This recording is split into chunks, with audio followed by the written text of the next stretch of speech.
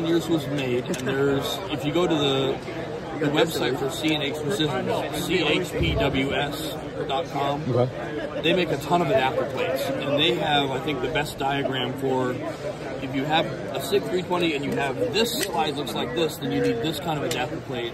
And if your slide looks like that, you need that kind of an adapter plate. Because on the 320s, they did a running change, and it depends on when you bought yours and when it was made, on like what the slide's configured at.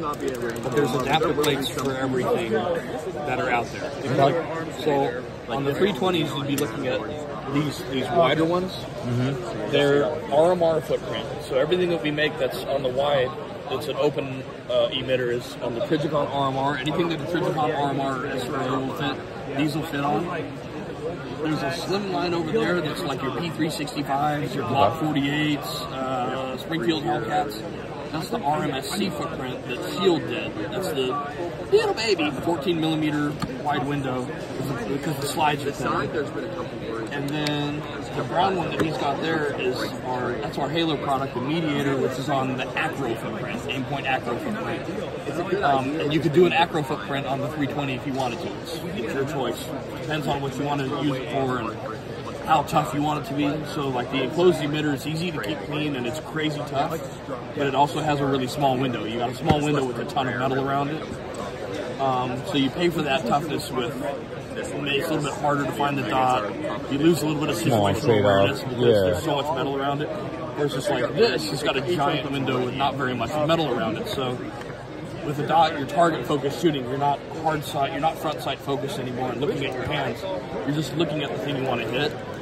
So if I bring this up, and that little piece of metal around it kind of ghosts away, and it's just sort of like the target and the dot that's floating in my field of view.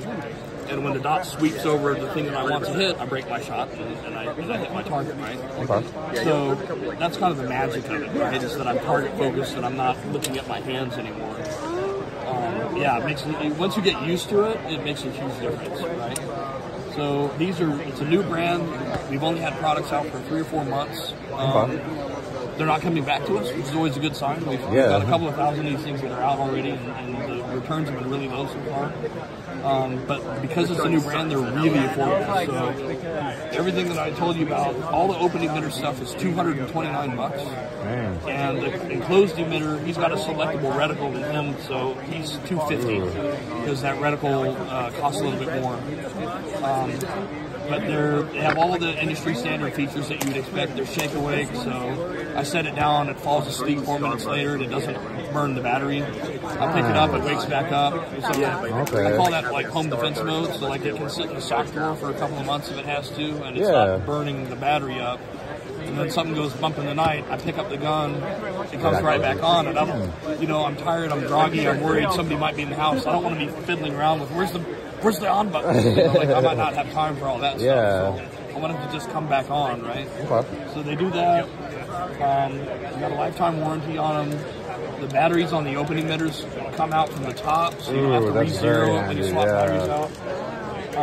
Like the box will say it's 50,000 hours battery life or whatever. I tell everybody I change them out every Christmas anyway. The batteries are like $4, right? And it's Christmas, you got batteries out for your new toys anyway. I put new batteries in all my dots at Christmas time, so then I don't have to worry about it for another year. So that's my personal theory on that. It's cool. Cycle. So that's what I would do, man, and this would be one of the cheapest options you can do to try a dot on the 320. And like, it's a really good product. They hold zero. They do everything we say they're going to do, and you can do a lot of work and build up your skill set. And if you find out that it's not for you, sell it at a gun show and get some of your money back. And you didn't sink $600 into like an Aimpoint or a Trijicon. That's like the new Trigicon's like $800. I'm like, bro, my Glock was $600. $800 for the scope you put on it. But it's super tough. I'm sure. I'm not like jumping out of cargo planes and swimming through salt water. I'm a fat white guy that likes to rape and steal on weekends. Like that's all I need to do. This does that just fine. If I was like, going to be parachuting to Pakistan, I would probably get the Aimpoint. But for the stuff that most of us do, it's going to be plenty tough. It's going to do what you need to do. I carry one. I've got one on right now. Nice. You know, I trust my life to it. So I'm pretty proud of it, Nice. especially for what you're going to spend.